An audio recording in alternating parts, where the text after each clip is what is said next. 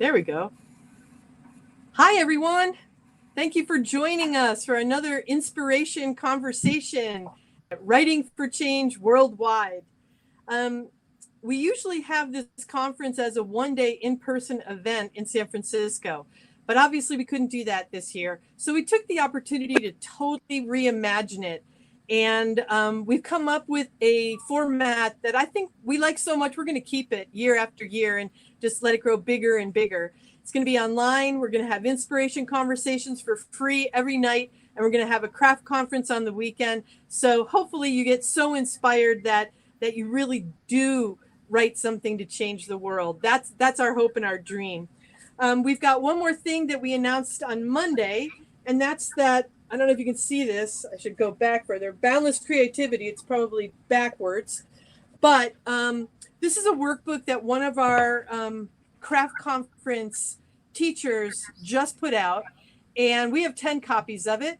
And so if you go to sfwritingforchangeworldwide.org, you will click on Boundless Creativity and you'll see the contest. Basically, all she wants is you to tell her in any format you like, video, flash fiction, essays, poetry, nonfiction, whatever you want to do, write about why you're stuck. Why has your creativity deserted you? And how come you're not writing for change right now when the time to write for change is right now? This is the moment in history that you guys need to be engaged in. And I think that's why you're here with us tonight. So let me introduce to you our two speakers, tell you a little bit about the topics, tell you a little bit about Crowdcast first. You'll see on the right, all these lovely people are saying hello and where they're from. And you can do that too. You can put any comments as Randy and the Rev are speaking. And that will just scroll down. If you want to ask a question, you click on the Ask a Question button here on the bottom. And then if you click on it and your question's already asked, you just upvote it. So you click on that question and it will say 2 people, 3 people, 4 people want this question answered. So then Randy and the Rev will know which questions are the most burning questions to answer first. There's also a button that says Buy Books. And all of our speakers all week and weekend, their books are on a bookshop.org page that's just for Writing for Change. So you can buy the best books from these incredible people who are basically donating their time and their knowledge and their skills to you this week and this weekend. You can click on that and go to bookshop.org, and the proceeds go to independent bookstores, and a little bit of them go to Writing for Change. So it's a triple, actually. The author gets some money, the bookstore gets some money, and Writing for Change gets some money. Speaking of money for Writing for Change, there's also a donate button, and that will allow you, $5, $10, whatever you feel this evening's conversation has been worth to you. You can put in an amount right now, click send, and that will take you to a screen where you can add your credit card information, and away we go. All right, so let me introduce our two speakers and then talk a little bit of the topic. And you're probably sick of me already, but you'll have to bear with me for another couple minutes here. The topic tonight is Black Lives Matter and homelessness. The time is now. Randy Shaw on the far right is the director of San Francisco's Tenderloin Housing Clinic, San Francisco's leading provider of permanent housing to homeless single adults. Shaw's latest book, Generation Priced Out: Who Gets to Live in the New Urban America, offers strategies for making cities more racially and economically inclusive. If you're interested in this topic at all, please buy this book. It's up on the bookshop.org page, and it's just an incredible look at a problem that not even a lot of people are talking about yet, but it's going to be worse and worse and worse as we grow. I mean, in the San Francisco Bay Area, you can see it already. Shaw's prior books include The Activist's Handbook, Winning Social Change in the 21st Century, Beyond the Fields, Cesar Chavez, the UFW and the Struggle for Justice in the 21st Century. And the other book of his that's on bookshop.org is The Tenderloin, Sex, Crime, and Resistance in the Heart of San Francisco. Randy's also the editor of Beyond Chron, CHRON.org. So let's welcome Randy Shaw tonight. I know you guys can't hear You can't hear the applause, but it's going on in every house in 243 houses right now. And now on to the Reverend Harry Lewis Williams II. A hail of bullets outside his East Oakland window changed Reverend Harry Lewis Williams' life in the fall of 2002. The next morning, as he traveled down the street to the neighborhood stores, he noticed that a shrine comprised of teddy bears, balloons, and empty Remy Martin bottles had been erected overnight. Someone had lost their life in that hail of bullets. In the aftermath of the shooting, Reverend Williams took to the street for answers. He spoke to both drug users and drug traffickers about the madness that had engulfed the community. What he found shifted his focus as a minister. The emphasis of his work came to involve the incarcerated and those returning to society. He mentored gang-involved youth and foster children. Williams founded a ministry for human trafficking victims. He became a board member for Homies Empowerment, a community-based outreach program for gang-involved youth. In between his street ministry, Reverend Williams, widely known as OG Rev, has written 9 novels and nonfiction books. His latest is entitled Taking It to the Streets, Lessons from a Life of Urban Ministry. Harry was born in Brooklyn, New York, and raised in Asbury Park, New Jersey. He holds a BA degree from Keene University and a Master of Divinity degree from Palmer Theological Seminary. Currently, OG Rev serves as a community minister and activist in Oakland.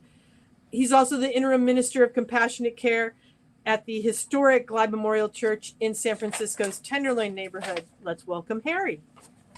And now the topic, and then I'm going to turn it over to you guys. James Baldwin defined his calling not as author, but witness. At the height of the civil rights movement, he traveled through the southern states, sitting at the dinner tables of courageous men and women who were risking their lives in the struggle. His job was to see, to capture the fear, the humor, the love, and the loss. As a witness, he framed the stakes and described the gambles that need to be taken. A witness is our set of eyes that makes another world spark alive in our imaginations. This evening, it is our turn to be witnesses. OG Rev wrote this, and he has some observations as well. Quote, nightly, police vans and protesters clog the streets in front of me. Who will tell the story from my vantage point if I don't reach into my briefcase for a long yellow pad? Will the story just blow into the ether? Will it be mangled, mythologized, or propagandized? These harsh and dramatic times call for first-hand truth tellers. These times call for witnesses. What have you seen? What have you felt? Where is your yellow pad? Where are your pens? Well, drag them out, my friends, because OG Rev and Randy Shaw are going to share the reality from the streets with you tonight, and I hope they inspire you to take action with your writing. Thank you, and welcome to Writing for Change Worldwide, Black Lives Matter and Homelessness, the Movement for Change. Well, thank you. And I just want to start with giving some good news that people might not have heard, that San Francisco's Prop C, which passed in November 2018 and would allocate tens of $millions for homeless programs, was held up by various lawsuits. And just this afternoon, the California Supreme Court upheld the initiative. So that money is now free. So we're starting this off in a good spirit of really at a time when many cities are undergoing extreme budget crisis and aren't able to deal with the homeless crisis and all. San Francisco has a new source of money that can start spending now. So with that, I thought, Reverend, tell us how you feel things are going for the homeless population. They just got a whole lot better about a minute and a half ago. Because I fought for Proposition C in the streets, and nobody was. I was angrier that when they held that money back, and we thought, we finally found a piece of legislation that we thought could really make a difference, provide housing for people, provide mental health for people, provide all these resources that could support people who are unhoused. And we passed this measure, and I think it passed overwhelmingly. But there was one politician in San Francisco, whom I won't name right now, at this moment, who, if this person had put her signature, her hand forward on it, it would have all worked out. But she didn't. And then it got caught up in all of this paperwork.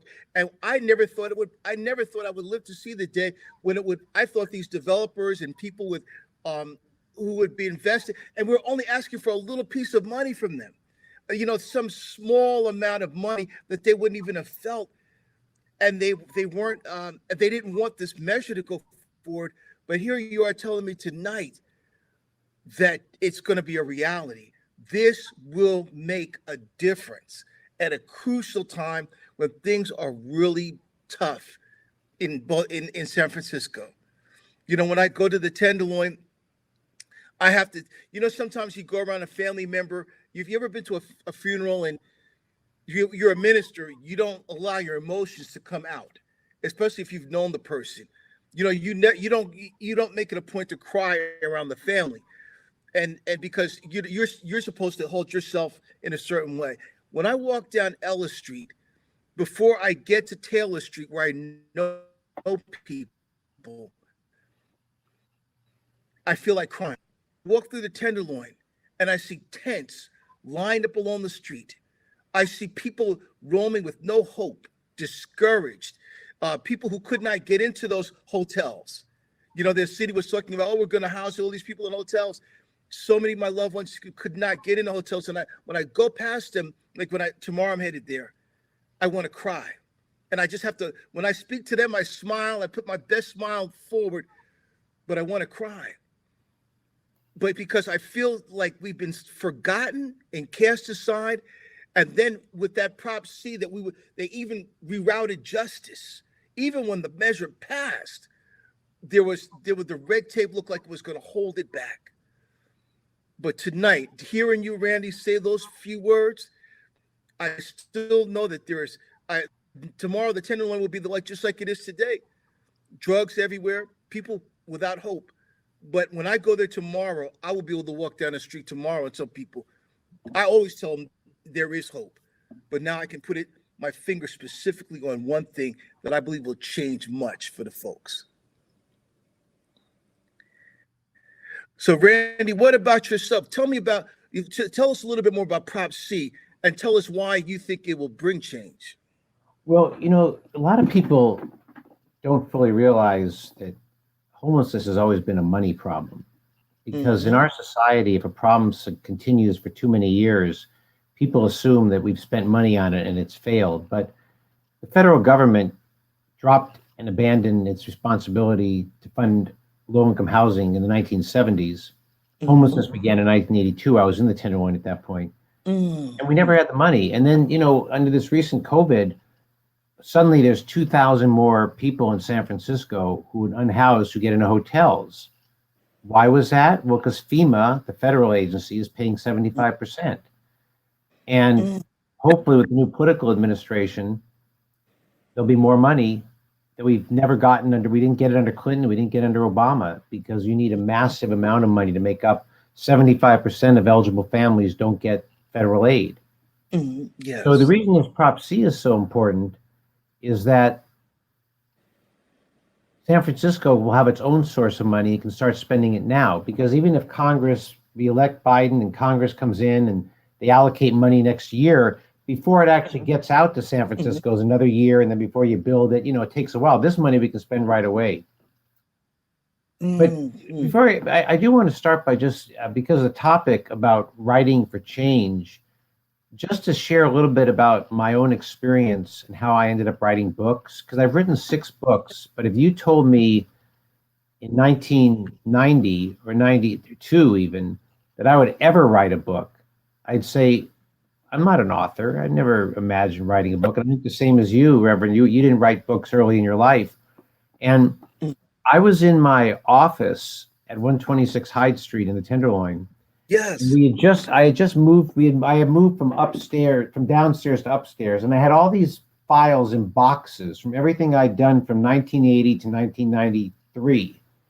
Yes. And I was going through the files and newspaper clippings, and I said, God, we did a lot of great stuff down here, and no one knows about it.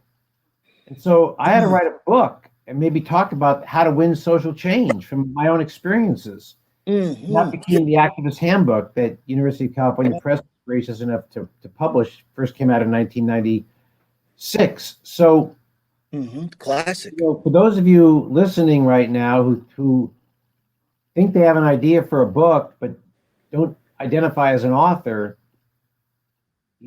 everyone's an author. Yes. Is that how you became an author similarly? You just kind of had an idea and wanted to get it out? Well, Randy, first of all, I didn't say this in the beginning, but I'm so honored to be on this platform with you, because I don't think people know the real work that you do. You're an author. The Activist Handbook was a must-read book. I just purchased my own copy of Generation Priced Out last weekend. So you're a great author, but you're welcome. People don't realize that you put the roof over the heads of many people who don't have housing. In fact, you not only put the roof over the heads of people that I know, but you hire people. Some of my friends work for you, and you've given them great opportunities to be of service to the community. So I want to just say, before I get into my writing career, how honored I am to be here with you. Well, thank you very much, Reverend. That means a lot. Yeah, thank you. But so when I was a teenager, I read a book by S.E. Hinton called The Outsiders. And The Outsiders later became a movie. I know that book. You remember that? Yeah. Yes. And so what struck me about that book was that the author was 16 years old. And at the time I was a teenager, and I said, you know what? If this young woman could write a book at 16 years old, I could write one. So and I did write a book, but fast forward years later, I want to talk about my second book. I work with kids in the inner city, in the hood in East Oakland, and I wanted to find a way to really reach them, because they weren't listening to many sermons. They weren't going to go to church. But I realized that they all read what we call urban fiction, and that these were books that were written about the streets by people who had lived the street life. And so I wrote a book called Straight Out of East Oakland. And the book, it's got a man pointing a Gates shotgun at you, and it says Straight Out of East Oakland. If you don't know, you better ask somebody. And so we put that book in Delawre's bookstore, and it flew off the shelves. The second time I went to take some more, the guy bought some, but the third time he wouldn't buy any of my books. And I said, why not? Because your book is the one book that people come in here to steal. And I think he thought I had some kind of racket going where I sent some young people in there to steal that book. But I realized that a book could transform a life. And so I've not only been a writer, but I've not only been a minister and an activist, but a writer, because that's a huge piece of what I do to enact change in the community. And but I want to ask you, Brother Randy, who are some of the people who influenced you? What writers influenced you, or was there a book or two that really influenced your path, your journey? It wasn't really a book that I said, well, I saw this book, so I should do it. It was just really more my life experiences and realizing that so much of what I was doing wasn't written about anywhere. I mean, when people talk about activism, they talk about Saul Alinsky's rules for radicals. Those aren't, they're really not relevant today. They're kind of a fun read, but you're in a campaign for social change and you need really strategic assistance. You want to know, in my view, what has worked in the past for other groups and what has failed. And that's what I did in the Activist Handbook, is identify certain strategies that have proven to be winning and those that have proven. And interesting, you mentioned about Prop C. One of my major strategies for social change in the Activist Handbook is ballot measures. And many progressives down on ballot measures. Big money always win. But I argue if you can't get it done legislatively, you need to try. And I wrote ballot measures that had no tenant measure had ever won a ballot measure in San Francisco until 1992, a measure I did. And I won another measure in 94 that I wrote. And Prop C. And conservatives are often thinking big, and if they don't succeed the first time, they go back and back. Whereas progressives often either don't try the big picture because they don't think they're going to win, or they think big money always wins, but the big money doesn't always win. And you have to understand why big money doesn't win. And I think what's interesting about Prop C is it got over 60% of the vote. There was very little opposition. Yes. You can say, well, what if they hadn't put it on the ballot? Here we had this hunger in San Francisco among voters to fund homelessness. And we were giving them a chance to do it. And that's really what I think the message of Prop C again is. We have to keep aiming bigger. And, you know, an example that often comes up is, why don't we have regular billionaires taxes? I mean, everyone talks about how many billionaires we have. But why doesn't every city have a billionaires tax to fund homelessness? Well, there's a measure like it that Matt Haney's put on the San Francisco ballot that's sort of like achieving a billionaire's tax, but other cities just, well, why don't they do it? I don't know, but you have to think big. And I think that's what Prop C should remind us. We have to think big. You know, in terms of my life, I was very close to a man who, I don't know if you ever met him, named Leroy Looper. No, I don't know that name. Who came off the streets of Harlem. Okay.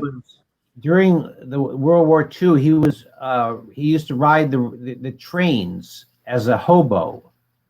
He taught me how he made hobo stew. This is before they called them homos. Some homeless people, they were hobos, remember? Yeah. And he would jump off the train.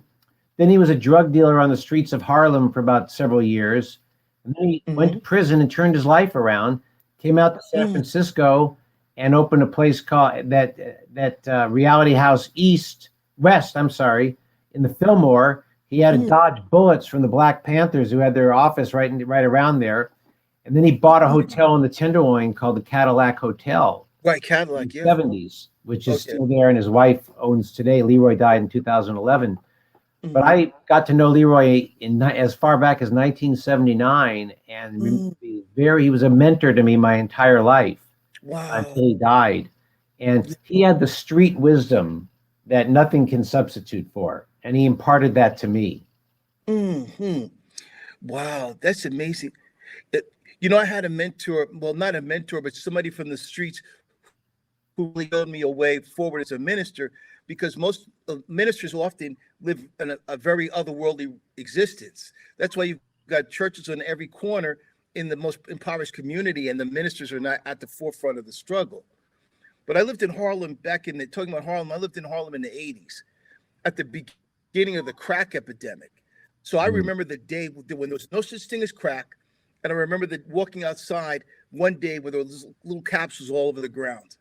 And I remember the New York Daily News had a headline that said, super drug hits the streets of New York. So at that time, there was one minister, and he would go around and he would paint red X's on crack houses. And one day he told me to meet him somewhere and on 125th Street, and we walked up to the corner of 8th Avenue or Frederick Douglass Boulevard in 115th, about 115th Street. He walked into the store. He bought a crack pipe. He came out of the store. He had other followers around. He took the crack pipe and he threw it down on the ground. The owners came out of the store. They saw the crowd out there, and he told everybody, step back, don't stand anywhere close to me, step back away from me. And he took out a can of red spray paint, and he went up to their establishment, and he painted a big X red for blood. And I thought, this man is out of his mind. There are guns everywhere in this neighborhood, and these people could just shoot him on principle. And, you know, he became a very well-known figure, and he became really, really internationally famous. You know who that brother was? That was Reverend Al Sharpton. I was going to say Al Sharpton. Yes. You know, it's interesting because we talk about the movement for Black Lives and all, and you know, and you talk about our staff is almost 40%, over 40% African American, you know, in housing clinic, and our population that we house is over 40% African American in a city where the Black population is down to 5%. I often say that if we hadn't developed our programs to lease hotels, yes, the Black population of San Francisco will be even smaller. That's right. Because everybody, you know, the mayor and now and Supervisor Shimon Walton are talking about ways to keep Blacks in San Francisco, but my goodness, we spent a lot of years not really caring very much. And it was really the very low income SRO population that impacted the demographics outside of public housing. And that's why it's so important when we talk about housing homeless people, Yes. Prop C and everything, this money is disproportionately going to go to house Black and brown residents in a city where rents, as my book Generation Priced Out talks about, are off the charts. Yes. So people should understand that when we talk about housing, quote unquote, unhoused or homeless, we're really talking about historical low-income housing programs that we used to have. The federal government used to always fund, and we didn't have a homeless population. So it's really important that we use this money wisely. And I wrote an article for Beyond Cron about how San Francisco can solve homelessness, which people can find on beyondcron.org. Just type in San Francisco solves homelessness, how San Francisco can solve homelessness. And it really talks about how we now have the resources for the first time to make a meaningful dent with this Prop C money. And we can lease more hotels. We have to build a lot more housing. And what we have to do, and this is the most important thing people can take away from this talk, you can't solve any city's homeless problem by just targeting everyone or one or two neighborhoods. And that's what a lot of folks, Jamel Bowie from the New York Times and other folks have talked about how the movement for Black Lives, people can all post their Black Lives Matter sign in the window, but they don't want blacks living in their neighborhood. And that has to change in San Francisco. It has to change in Oakland. It has to change in Berkeley, and where everyone's listening, because cities are all been segregated, and it's liberal cities. And this is the sort of the theme of my Generation Priced Out book: is progressive cities do not practice inclusion, racial inclusion, or economic inclusion in their land use policies. They don't let apartments be built in most neighborhoods. They use exclusionary single-family zoning. And you can't build housing for homeless people in most of San Francisco right now, or Oakland or Berkeley. So we have to change these land use laws. And that means getting these boomer liberal homeowners to stop supporting segregation. I take it we lost Harry temporarily. He's coming back online. Yeah. So I will just keep talking till he reappears. There are a couple of questions in the Ask a Question. Sure, I'll go to those right now. Here we go. Yeah, there you go. One question is about the night minister. I remember that, and I have, if you Google it, I have read something like an article about the night minister, but I don't know where to find it. And then somebody asked about the safeguards for spending money on Prop C. And I don't think there's going to be a problem there. There really hasn't. The problem with the, this is going to sound strange to some people, because San Francisco is like notorious for having a terrible homeless problem. But we actually spend the money almost very intelligently, and we've had great programs for a long time. We just don't have enough money. Harry, back to you. You can reconnected? Can you hear me, Harry? Are you with us, Harry? Maybe Harry has, I don't know, He doesn't hear us, I think. He cannot hear us.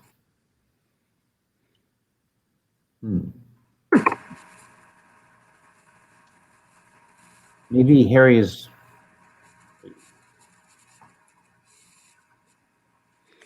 His audio is not muted, so we can hear him, but he can't hear us. Let's see. I don't see any. Harry, we can hear you now. Go right ahead.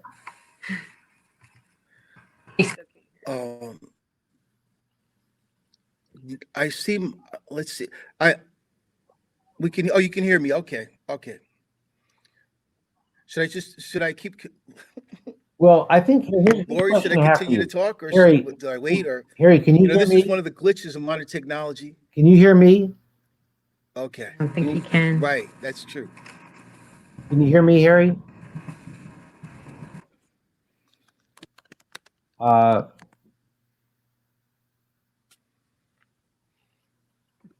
I'd be interested in hearing Harry talk about how he sees the Oakland homeless situation, because he's in Oakland.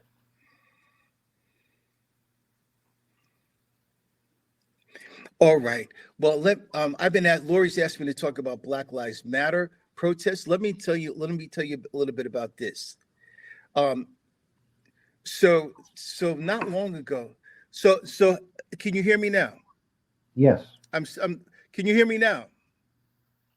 Yes. Good. Well, I will tell you a little bit about the Black Lives Matter protests that I've been on lately. How many people, can you tell me in the chat box where you were when you first heard the name George Floyd? Where were you when you first heard the name George Floyd? I remember sitting, were you at home? Were you at work? Where were you when you first heard the name George Floyd? I will never forget.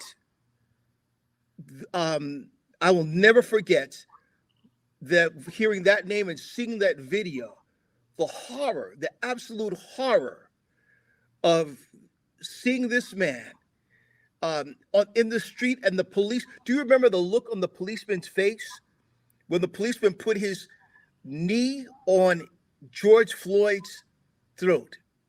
He acted as nonchalantly as though he were eating a cheeseburger. He acted as though that taking this man's life meant nothing to him.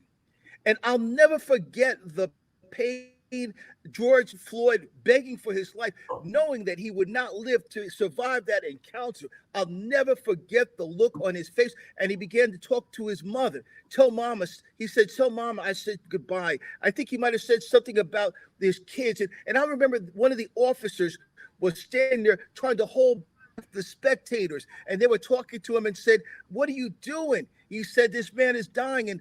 And the officer stood there with no passion on his face at all until for almost 9 minutes, until George Floyd lost his life. I will never forget that. The community where I live in Oakland, California, was up in arms. And people began to talk about what we were going to do going forward. And so I'm an activist in Oakland because I believe that real religion has to deal with the world that we live in today. And so I'm going to show you, I've got a little show and tell here. I made this. And this sign says, it's got two sides. So one side says, "Stand for justice." And the other side says, "What would Martin Luther King Jr. do now?" What would Martin Luther King Jr. do now? And so I took to the streets with so many of my loved ones here in Oakland on many of the protests. And what shook me was that this protest was different than any other that I'd ever seen. I remember being at Frank Ogawa Plaza, that we named Oscar Grant Plaza in honor of the young man who was murdered. I want you to see the movie Fruitvale Station. We called it Frank Ogawa Plaza, Oscar Grant Plaza. And I remember hundreds, thousands of people there holding up banners, marching through the streets, crying out for justice. But the thing that struck me was they didn't all look like me. These people were African American, they were Latino, they were Asian, there were a lot of white people there. We had the rainbow of God's spectrum, straight, gay, transgender. Everybody was there. As somebody saying in the chat section, saying enough is enough. And this movement has beginning to birth. It's still a young movement, but it's beginning to birth new voices. Often they come across, not in books so far yet, but in social media. And this is the time I tell people that we need to be able to talk about this. And if you're a writer, even if you're not African American, even if you're not a person of color, we still need to hear your voice. Because I realized something about racism. Racism is so deeply entrenched in the American psyche. I remember reading a book by James Baldwin called The Fire Next Time. And in The Fire Next Time, even though it was written in the 60s, he talked about how deeply enmeshed in the American psyche racism has found itself. The only way that it can be extricated is if somebody from inside of your culture can bring it to the surface. And so we need your words. We need you to write. We need not only your books, but your posts, that you'll say that racism is not right, that you'll look at Rochester and what's going on, and you might not be a protester in the streets. I can't get to Rochester. I can't get to Kenosha. But my voice through my pen can get to you. So we need some activists. We need people who are activists of the ballpoint pen variety, of activists who will sit in front of a laptop to convey their thoughts, their outrage. And that's how that's one of the ways in the 21st century that we're going to fight for justice. So we know that the president went to Kenosha and Biden both went to Kenosha, and they had two different experiences there. But in Kenosha, this young man lost his ability to walk. 7 bullets in his back by a police officer who shot him in the back 7 times. And the police chief of Kenosha was later on, not only was he shot, but there were 2 demonstrators who were shot dead by a 17-year-old boy. His first name was Kyle. And when the news media went to Kyle and they asked Kyle, they went to the police chief and they said, man, what do you think about this young man killing these other 2 young men? And he defended Kyle. He defended the 17-year-old and said, well, if those 2 young men had obeyed the curfew, they would still be alive today. So, friends, the world has changed a lot, but it's not changed enough. And I think writing is more than a hobby. Writing is more than something that you would do to earn $1. Writing is something that you do as a purveyor of justice, as to be a prophet. So we need, in the world we live in, James Baldwin would always evoke the word God when he got excited. He would say, the Lord called me to do this. And long after he was in the church, long after he left the church, I'm in the church, and I'm going to tell you that we need some prophets today. We need prophets of the ballpoint pen. We need people who are going to read not only the things that you're used to reading, but read griot.com. It's spelled Griot, griot.com. Read The Root. That's another African-American blog post. Begin to read things that you wouldn't ordinarily read, because this is the time when we need inspired writers.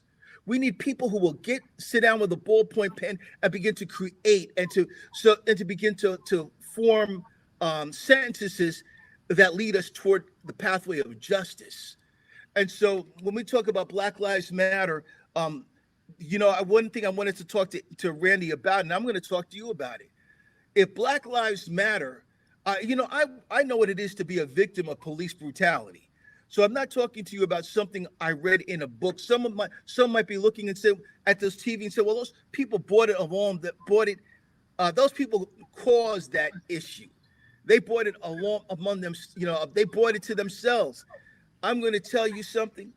When I was a young man in my 20s, I was walking along Central Park West, and a car jumped the curb in front of me.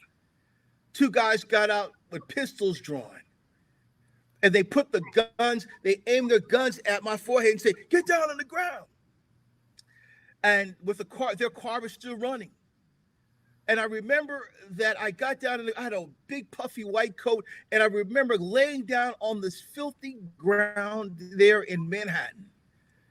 And I remember they came along and they began to kick me, and they began to search through their hands through my pockets. And I'll never forget how humiliating that was. I can still feel their footprints on my body. And while one officer held the gun on me, the other officer went and got a woman outside from the back seat of the car that they had been riding in. And she walked over to me, and they began to take little articles. I had cassette tapes and my keys out of my pockets. And they said, Miss, is this yours? She said, no, those aren't mine. And then when I turned over, they had me turn over a little bit so she could see me. They said, Miss, is this him? And she said, I don't know. It kind of looks like him. You know something? People say, well, that, you know, those things happen to bad people. It happened to me. That night, there was one, I'm going to tell you a story that's going to be incredible for you to believe, but it's true. That night, they had me get up off the ground, and the officers talked among themselves. And then one officer called the other one over, and then they called me over. And that night, he handed me something I had been carrying that night. I was carrying a Bible that night. He handed me back my Bible, and he said, "You don't look like the kind of person who will be mugging people with a Bible in his hand." Friends, for years, whenever I heard a siren behind me or a police car, I flinched. I understood fear and terror from the police. But what it did for me years later was when I began to see these things happening in Kenosha and Portland and Washington and all of these horrendous events, I could understand in a deep way. All over Oakland now, there are pictures of George Floyd. And why here in Oakland? Because for years, Oakland has been an epicenter for police violence. Oakland has been a center point for police violence, going back to the days of the Black Panther Party. You know, there's a film that's on Netflix about the Black Panther Party. So I'd urge you to go to read that, because one of their weapons was the newspaper that they ran. They had a Black Panther newspaper, and the way that the Black Panthers created a system of change, social change, was not through carrying guns. It was through that newspaper. You see, they would write about their opinions. They would write they would be firsthand witnesses to police brutality in West Oakland and East Oakland. And they would send those papers to Algeria. They would send those papers to England. They would send those newspapers to France. And people all over the world began to understand the depths of injustice in America. So, friends, tonight, I'm encouraging you to be a writer, but first, to be a great reader. You know, I talked about this book that I read once called Parting the Waters by Taylor Branch. I'd urge you to read that book. I'd urge you to go to the bookstore and I wrote a book called Taking It to the Streets, Lessons from a Life of Urban Ministry. Taking It to the Streets, and it's available here. And it talks, if you're a person of faith, it talks about what you need to know in order to enact change, because the church has become so lethargic and so apathetic. Not just the church, but faith institutions all over the country are no longer at the forefront of the Black Lives Matter movement. The church was at one time coming out of slavery. The church was always the place that stood up for social justice, and now we've become so otherworldly, or so caught up in what we call the prosperity gospel, which enriches preachers and creates classism, schisms within churches, that we no longer fight for justice. So if you're a person of faith, or you're just a person of goodwill, you know, I want you to look up sentencingproject.org. I want you to look up sentencingproject.org. I want you to look up EJI, Equal Justice Initiative, EJI.org, the Equal Justice Initiative. Look, though, somebody write that in the comment box, EJI.org. Somebody write in the chat box, sentencingproject.org. These organizations fight for people who are marginalized, people who have been incarcerated unjustly. You know, today is the 50-year anniversary of the Attica uprisings. The 50-year. And does anybody remember that? Does anybody know what happened in Attica 50 years ago today that changed history? In Attica, New York houses one of the largest penal systems in the entire. Well, you know, first of all, you have to understand this. Let me say this before I go to Attica. There's another one called Prison Comics. Please write that in the chat box. I think it might be prisoncomics.org. You can download it. But let me get back to Attica. So Attica houses largely African-American and Latino men. You know that we African-American people are about 12% of the population, but we're about 40% or more of the major prison population. Oh my goodness. Somebody please write this in the chat box. The new Jim Crow, by Michelle Alexander. If you're interested in justice, you've got to read The New Jim Crow by Michelle Alexander. So she talks about the war on drugs and how that's changed everything for us. And so in Attica State Prison, the conditions for the people there were awful. The food was wretched. They could not practice religious freedom there. They were treated like animals. And one day they had a takeover of the prison. And they took over the entire prison. The brothers and sisters, the brothers who were locked up, took over the prison. And it was made national news. And the lawyer, William Kunstler, was brought in, and they asked for Bobby Seale. But please read about the Black Panther Party for Self-Defense. Got to read about them. So they wanted Bobby. I don't think Bobby Seale came in, but other leaders were brought in. And the people who were locked up wanted to talk about their grievances, how they were treated like animals, and how they were just brutally being beaten. And so William Kunstler, the lawyer, went in, and I think Herman Badillo, who was a New York City politician, went in. They wanted Farrakhan to come. Farrakhan, I don't think, made it there. But at the end, they had a list of grievances that they wanted, and none of them were unreasonable. They just wanted to be able to worship the way that they felt they could, because some of them were Muslim. And they wanted to be able to say their prayers, their salams, and peace, and say their daily prayers. I mean, that's in the outer world. There's nothing wrong with that. In fact, we tout that as one of the great principles of America. And so, 50 years ago, there was they had this big riot. We're okay. So anyway, look it up. Attica. A lot of people died, lost their lives, and we celebrate their memory today. Good. Randy's going to be back with us. All right. Cool. Thank you. Come on back, Randy. I was here. I just want to mention that I wrote a book on the farm. I don't see Rand. Oh, I'm sorry. I can't hear him. Well, the audience, I believe, can hear. I wrote a book on the farm workers movement that Cesar Chavez was on the cover of Time magazine in 1965, but the Agricultural Labor Relations Act wasn't signed for 10 years, and he started organizing farm workers in 1962. So it was 13 years, and it was perceived to be a long struggle. When you think about the Black Lives Matter movement, which sort of started with Trayvon Martin's killing, and people wonder, like, well, how come they haven't already cleaned up all the police forces everywhere? We don't have the level of patience and understanding that real change takes time. And so this year, we didn't see the police reforms that politicians should have passed, including in California. So people got down and disappointed, but they shouldn't be. I mean, as I say, all of the great movements have taken a lot of time. Nothing happens overnight. And I think that there's, in our society, because we can quickly get information online and we have cell phones and everything is now, we forget that change takes time. And that the fact that Minneapolis was unable to enact police reforms this year doesn't mean the Black Lives Matter movement has failed.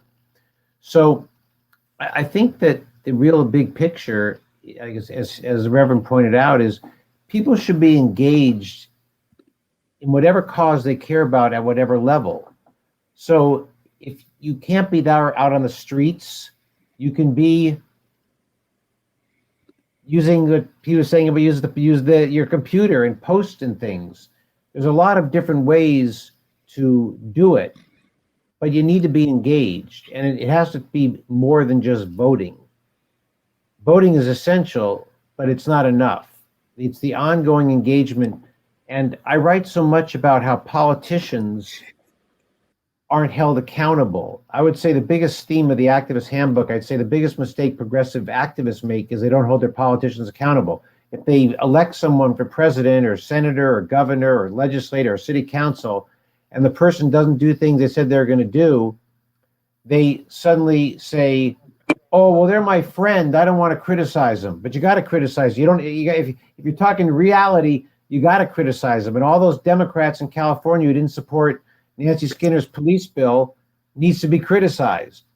And all the ones in Minneapolis who screwed up that bill need to be criticized, not saying, oh, well, I went to a fundraiser for them and they're our friends. Well, they're not our friends because they're not voting with us on the issues that mean the most. And when you think about where we are and the situation that Harry described with his expansion at Central Park West, whites have allowed this pernicious racism to go undercover for way too long. And we always try to make excuses for why we allow it. And I can't help but I don't know what you think about this, Reverend. I've thought about this so many times. When a distinguished professor at Harvard, Henry Louis Gates, gets arrested by a white police officer as he's entering his Cambridge house. Yes. And how President Obama dealt with that. Instead of using that as a moment for serious instruction, like it wasn't like George Floyd, but it's like, wait, this is a distinguished professor at Harvard who Obama knew. Yes. Arrested, entering his own house. What did Obama do? He worked double time to try to make believe it was an accident. He scheduled a coffee or a beer meeting, brought the police officer to the White House. Obama was afraid to deal with the realities of race, and as a result, it got worse during his administration. And I'm just thinking, like, he wouldn't even stand up. He was so afraid to deal with race that he wouldn't even stand by Henry Louis Gates. And they had to make it seem like it was all a big accident. Just like we talk about police officers like George Floyd, who killed George Floyd, and others says, well, they're the bad apples. They're not the bad apples. The whole police department is back what they did to George Floyd. They're backing what they do in New York City. White supremacists have taken over our police departments. They enter our police departments, making believe there's just a few bad apples, just perpetuates the deep racism that we're still dealing with. So I certainly understand why that experience was so powerful for you, Reverend. Yes, it was. What you said is so true. We don't understand that these problems are systemic, and I don't begrudge anybody their politics, but the president says that there's no such thing as systemic racism, and so does so does one of his people that backs him, and he's wrong, and I think he's wrong. And so when you look at the police issues in Oakland, they've lasted so long because it's in the system itself. And so when people talk about, what do you think, Randy, when people talk about defunding the police? I know that is a very electrifying term. What do you think about that term? I'll tell you something. Many people, and as a strategist on activism, many people are very critical of defunding the police. They said it sends the wrong message. I actually disagree. I wrote a piece for the UC Press blog about this, saying that I think the reality is the police have to be defunded. Police reform doesn't work. It's been documented in book after book. And when I say defunded, like what they're doing in Berkeley, it's becoming a national trend, we should not use police to do traffic enforcement. So many of the murders of Black men occur at traffic stops, and the wrongful police behavior are traffic stops. So let's just take away the traffic function. One of the big issues we have in the Tenderloin is all the people with mental health crises who do not get the right attention. The police do not want to be dealing with those people, but we don't. Until recently, there just was a change. That's who you'd have to deal with it. So we don't need to fund. We need to only fund the police to deal with violent crimes and threats to property, etc. We do not need police to deal with half the things they're doing, and they're very expensive. I mean, we have multiple deputy chiefs, in San Francisco, who earn $315,000 a year. Tell me why. You think they wouldn't do it for $250? The funding of the police is so out of whack. They used to have a rule in San Francisco that whatever your last paycheck as a city employee would be basically your pension. So all these police folks got promoted, and the next day they retired at a much higher rate. So the only way to really deal with the police department is to defund the police and restrict its functions to what's absolutely necessary. And when you defund the police in the way that the people are talking about, it means that they have less money to spend on the politics of electing candidates. Because when you start checking all these Democrats who get funded by the police, and that's why they voted for police reform. So let's cut the budget of the police folks, and they'll have less money to spend on their political apparatus. I'm with you 100% on that. What do you think? What are your thoughts about mass incarceration? Because working in the Tenderloin, a lot of people that you and I work with are coming out of the system. They give you $200 gate money and then tell you, don't commit any more crime, just be good and have a good life. Well, that's a great point, because we run a program at the Drake Hotel, a transitional housing program with the adult probation, where people getting out of jail, we house them transitional. They go through programs and they go on with their lives. And we're actually trying to get funding to do that at another hotel, because we're seeing all these folks are being released from prison early because of COVID. Where are they going to live? And we haven't done enough to handle that. Like, where are they going to live when they're coming out of jail? If they're coming back to the Bay Area, and you have to come back, as you know, if you're where you're convicted, you have to come back to either coming back to Oakland and San Francisco, and even Oakland's too expensive. So we need more programs for those leaving incarceration, for sure. Yes. Somebody asked about, what about reforming the police? And this is what I'm saying. Police reform hasn't worked. I mean, a guy I knew years ago in San Francisco named Alex Vitale, who's now a professor in New York, wrote a book about this. I mean, you know, the Minneapolis Police Department went through a 2-year retraining process to deal with racial justice. Then they went out and killed George Floyd. So we know reform doesn't work. Defunding is really the only way.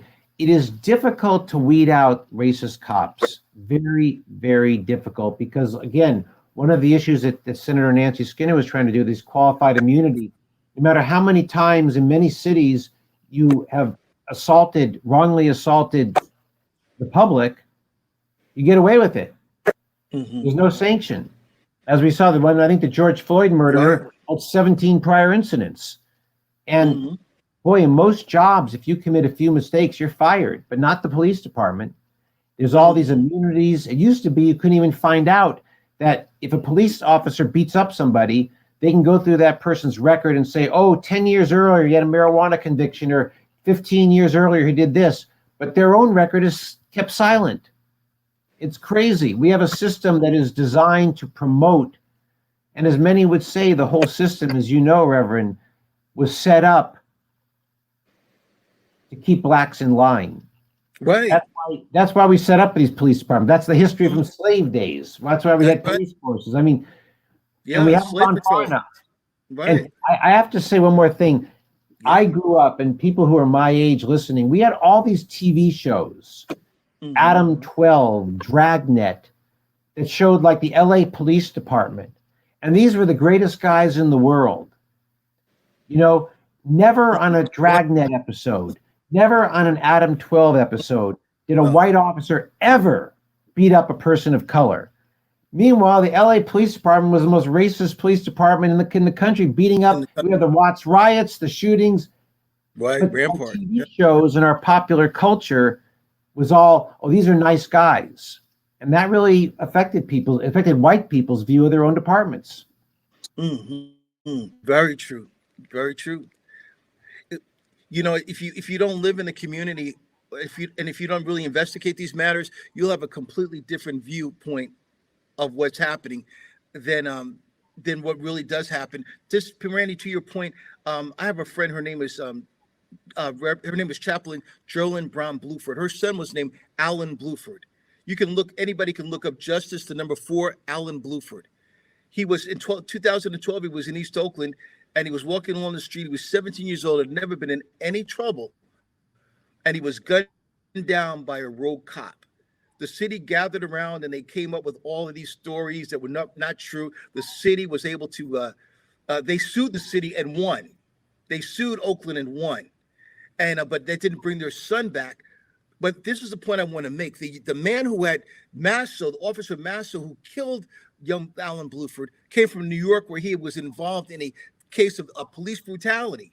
He was able to, he was run out of New York. He ends up in Oakland where he kills this kid. And now he was in another part of California serving as a police officer. It's, and so she's trying to get a campaign so that, you just can't go from one place to the other because the system is so broken that that's able to happen. Yeah, and that happens all over. And, somebody asked, how do you keep these politicians accountable? Well, here's the problem. You have to evaluate politicians by what they do, not by what they say. And what happens is we get all excited, we elect Barack Obama, and then when he's not delivering on his campaign promises, we say, well, he's our friend. We don't want to criticize him. And the way politicians, and he was a politician, just like everyone we elect is a politician, they think, and I write about this in the Activist Handbook, how once you send a message to that politician that your constituency is not willing to hold them accountable, they see that, hey, this is great. I can keep breaking promises to that constituency. I can't break their promises because they're going to come after me.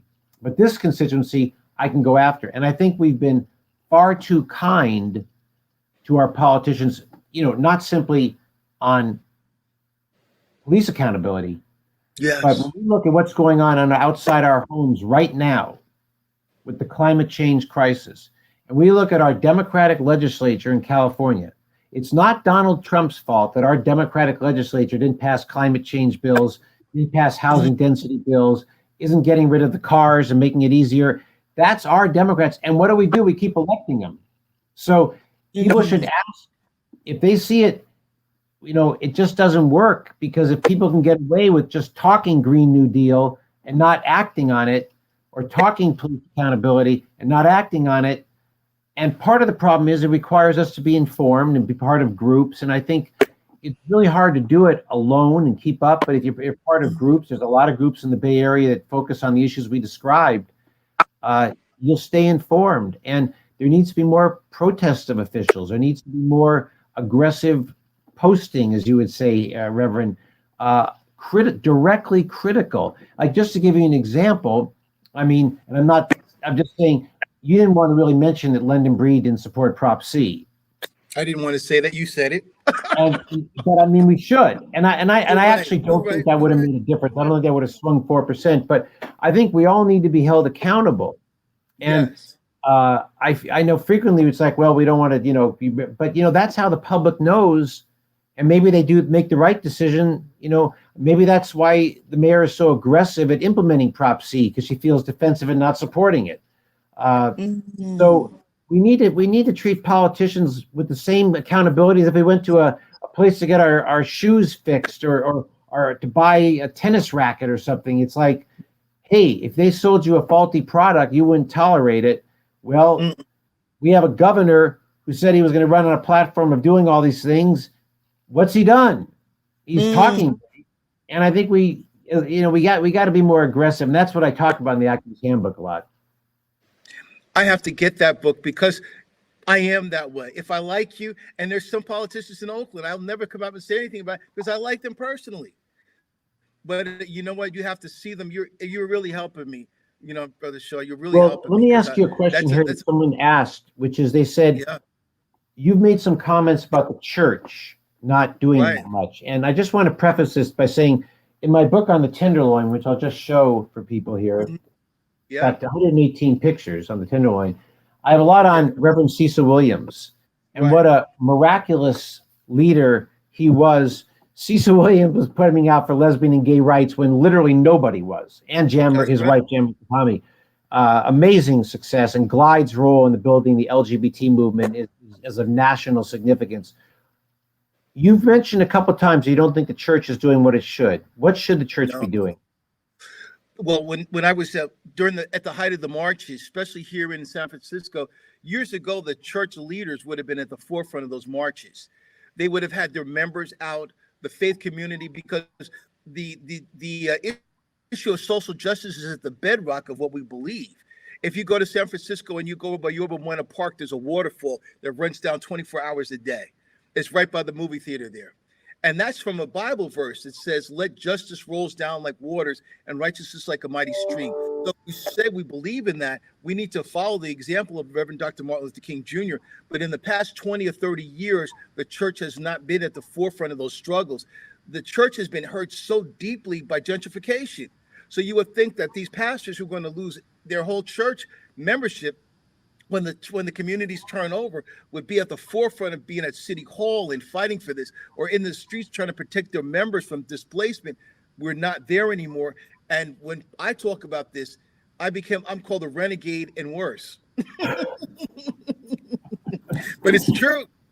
So we need to wake up. If you're a church member, if you go to the mosque, if you go to the, if you're a Buddhist, take this message back that we've got to be at the forefront.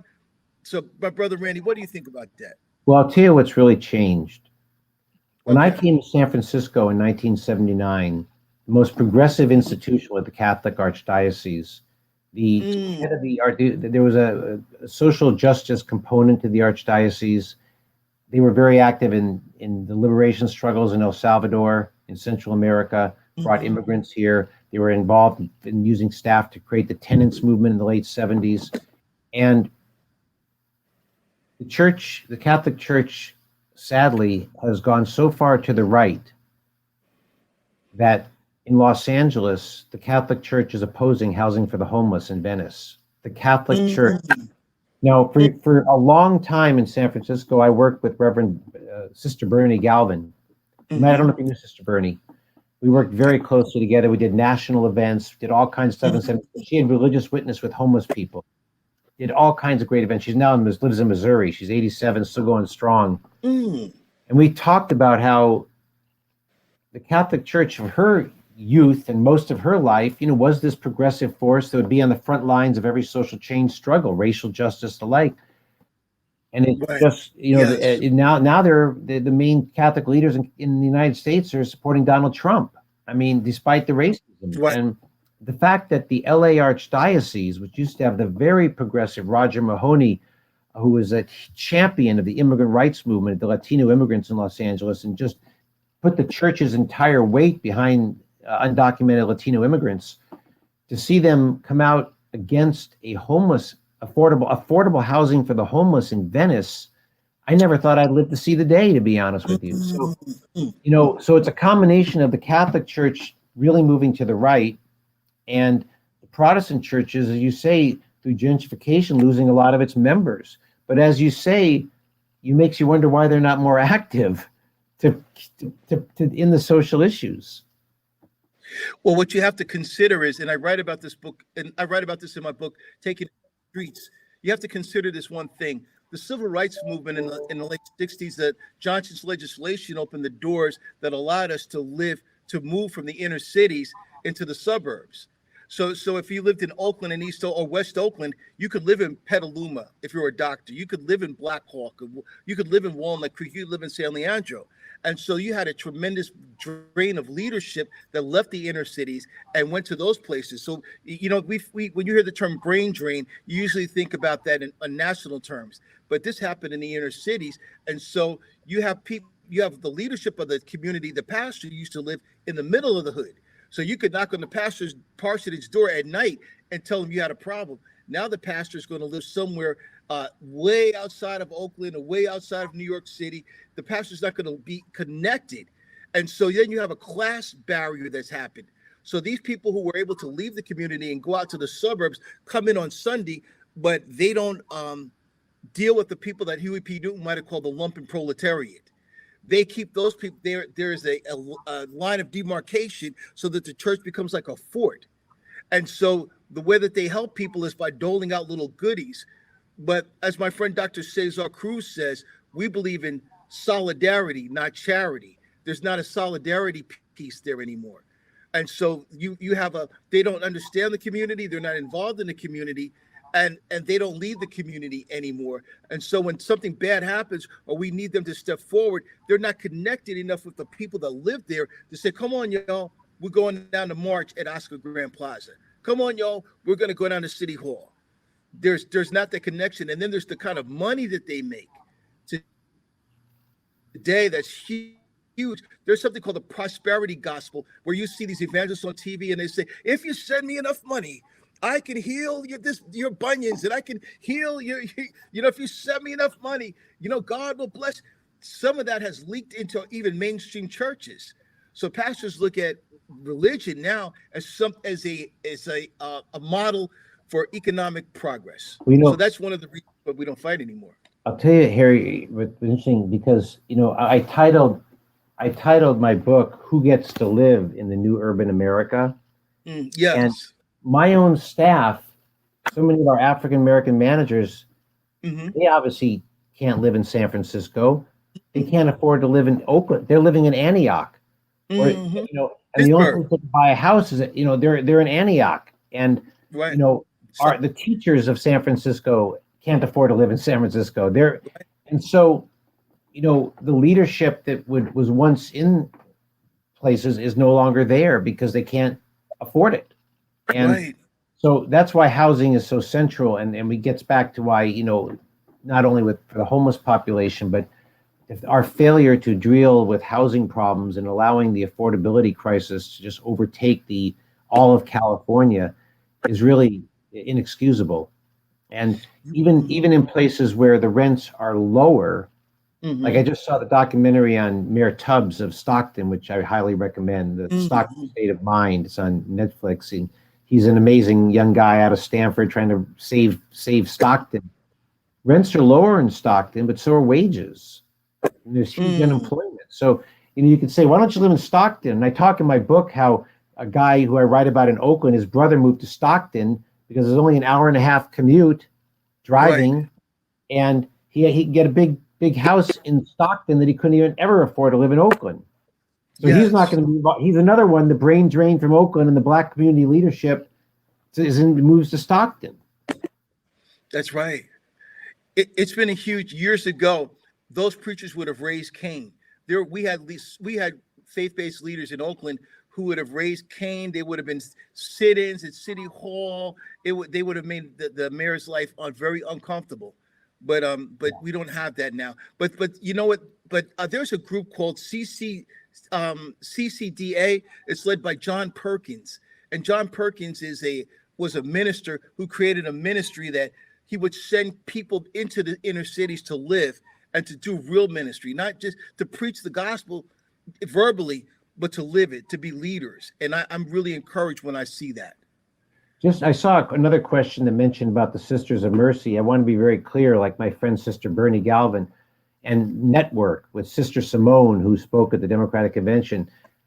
The sisters are still swinging it for progressive causes, but the church hierarchy, the Catholic Church hierarchy, has walked away. So just to sort of wind up, how people are saying, what do you think, Reverend, for everyone listening, what's the next thing they should do? Well, James Brown had a song that I love called Get Involved. Get on up and get involved. Get involved. There's so many different avenues. Like I gave some websites earlier that you can go to, and they'll tell you, like the Equal Justice Initiative, that will tell you what you can do. But get involved. Talk to your neighbors. Write. Use your gift in your platform that's been given to you to write and inform other people, and vote. There is a big move now in the community where people are saying, I'm not going to vote. That's something that we really need to deal with. It scares me. But I would just say get involved, and you consider using your pen to make change. I would agree with every word you said. And I'd also want to just add that so often I find people who feel, well, I'm just alone, I can't make a difference. And you'd be surprised how that isn't true. And, we all have examples in our books of how individuals make a difference because they had an idea and they raise it to somebody. But what our society does is send constant messages that your vote is your power. And that is as long as you vote, you can do nothing else. And that doesn't work, because once you elect the people you voted for, you got to make sure they do the right thing. And I think the situation we face in California this very minute says that exact point. We have a 2/3 Democratic leadership in both the Assembly and the Senate. We have a Democratic governor who pledged to make all kinds of change. And We have look at where we are, and it's not just COVID. COVID didn't cause this orange skies we have. COVID isn't causing the massive traffic and greenhouse gas emissions. COVID isn't causing the high poverty rate, the homeless rate. California has the worst affordability and the worst homeless crisis. That's not because of COVID. This is predated COVID. And yet you look at LA, San Francisco, all these cities, they all have progressives in charge. Maybe we ought to look a little more carefully at what the progressives are doing and whether it's really promoting racial and economic inclusion. Because I argue in Generation Priced Out, it really isn't. It's really isn't. It's a lot of talking points, but a lot of talk, and we need more action. Wow. So with that, I'll just say I can be reached always. You can reach me on Twitter @BeyondCron, or my email is randy@thclinic.org. And I hope you do buy our books. We have these book slots here to press. And I also want to encourage everyone to donate to the San Francisco Writers Foundation. Just hit that button at the bottom of your screen that says donate. Now it says contribute. And Harry, do you want to give your contact information? Sure. I have an email address. Not an email. My I want you to go to www.theogrev.org. That's my website, theogrev.org.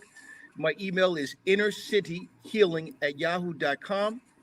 And I'm on Facebook all the time. So it's Harry Lewis Williams on Facebook. Love to hear from you. Thank you.